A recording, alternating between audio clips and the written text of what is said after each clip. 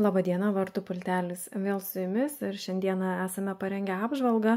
Pagal kliento užklausą reikia pririšti kintamo kodo kame vartų pultelį prie turimos vartų automatikos.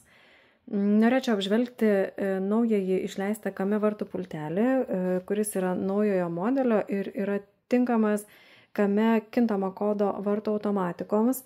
Norėčiau pabrėžti, kad šis vartų pultelis bent jau iš pažiūros iš tikrųjų atrodo ženkliai kokybiškesnis nei senasis modelis. Jo yra tokia matinė tekstūra, kuri greičiausiai ne taip greitai nusidėvi ir žinoma, tas dizainas toks atrodo visai moderniai.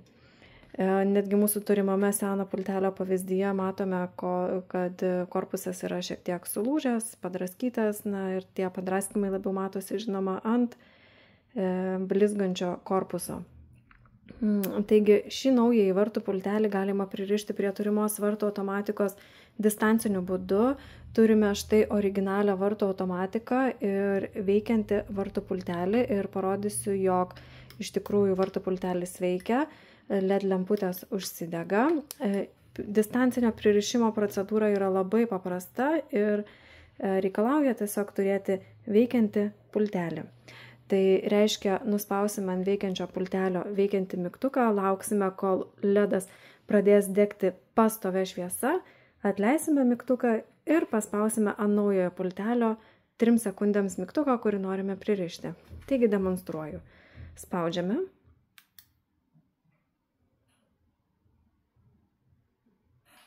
Laukiame, kol pradės degti LEDas pastovia šviesa.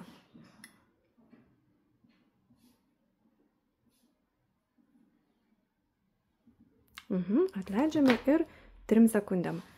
1, 2, 3.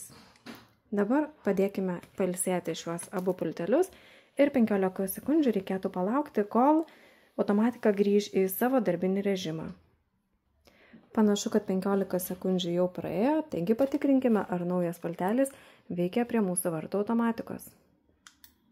Matote, LED lemputės dega, tai reiškia, kad pultelis pririštas ir vartai atsidaro. Gero naudojimo.